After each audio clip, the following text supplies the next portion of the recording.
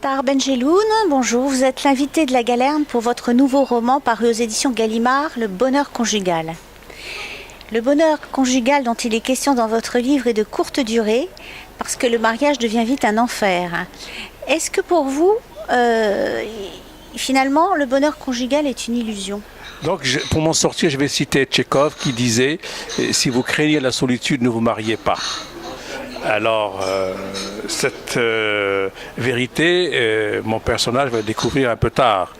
Mais en même temps, la conjugalité elle-même n'est pas synonyme de félicité, de bonheur et de calme. Au contraire, la conjugalité, c'est une construction quotidienne, c'est un compromis quotidien. Donc, la plupart des gens oublient qu'il faut travailler tous les jours pour construire le couple et pour arriver justement ensemble à quelque chose de formidable, de merveilleux.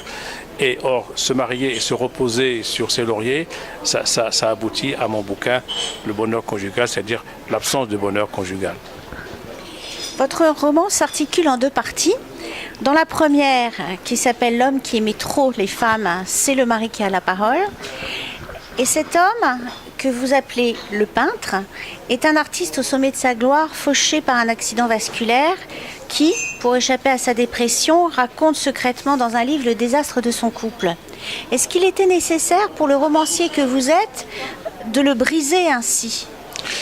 Il fallait un événement dramatique pour arrêter sa vie qui était une vie superficielle de consommation compulsive des femmes, de sexualité débridée, de voyage, de célébrité, de toutes les choses qui n'étaient pas nécessaires pour justement assurer un bonheur à sa conjugalité. Donc c'était quelqu'un qui était trop égoïste, centré sur lui-même, sur son art, et ça c'est le principe de tous les grands artistes.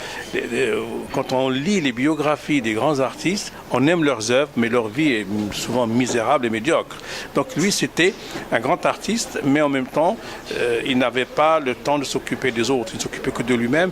Et la personne qu'il va le plus négliger, c'est son épouse, et qui va après, évidemment, prendre la parole et se venger comme il le faut.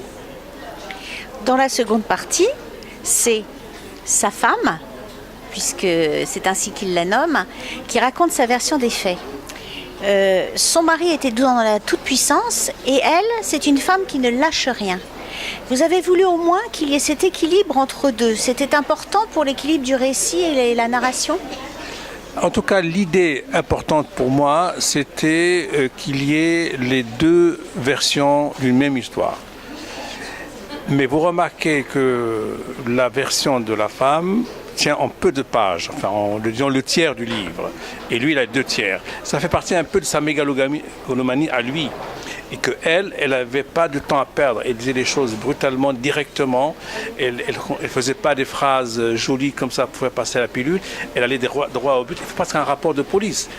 Et ça, j'ai beaucoup aimé écrire cette partie parce qu'il y a une violence dedans qui est très intéressante, parce que c'est, en fait, lorsqu'une femme blessée veut se venger, ce qui est normal, elle est extraordinaire. Elle a plein d'inventions, plein d'idées, plein d'imagination. L'essentiel de ce roman se passe au Maroc et ce couple est marocain. Bien sûr, leurs déboires conjugaux pourraient arriver à peu près n'importe qui, mais vous connaissant, on se dit que c'est quand même pas par hasard que ça se passe au Maroc. Non, parce que de toute façon, le Maroc a toujours été disons, ma source d'inspiration principale. Et j'ai traité de tellement de problèmes marocains. Ce problème-là, en particulier, je ne l'avais pas bien traité jusqu'à présent. Et ça fait longtemps que j'observais autour de moi des couples marocains qui se déchiraient tout le temps et qui prenaient de fausses routes. Et je me suis dit, à quoi c'est dû ? D'abord, la première chose, c'est que c'est dû au fait que pendant longtemps, la femme au Maroc n'avait pas les droits qu'elle mérite d'avoir. Avec Mohamed VI, le nouveau roi, il y a eu quelques droits qui lui ont été accordés, pas beaucoup, mais quelques droits. Donc, à partir de ce moment-là, forcément, la relation entre l'homme et la femme sont des relations, disons, de rapport de force, pas des relations de négociation ou d'harmonie ou d'équilibre. Alors, forcément, il y a des conflits. Et j'ai tellement vécu autour de moi des gens avec des conflits, tout ça, que je me suis dit, il faut faire un roman là-dessus. Mais comme vous dites, le fond du problème peut se passer n'importe où, y compris en Suède. C'est pour ça que je cite souvent Bergman. Vous écrivez, vous êtes aussi un lecteur. Est-ce qu'il y a un livre que vous aimez, que vous souhaitez partager avec les lecteurs ?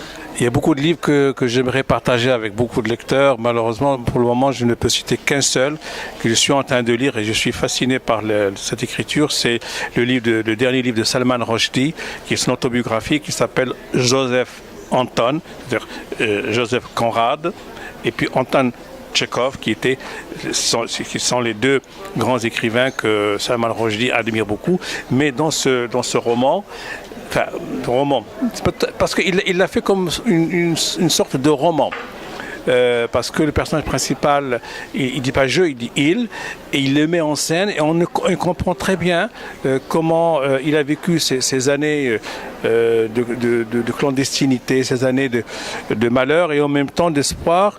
Et malheureusement, c'est pas fini pour lui, parce que le fanatisme et le terrorisme sont toujours en train de le rechercher. Merci Tahar Ben Jelloun. Merci à vous.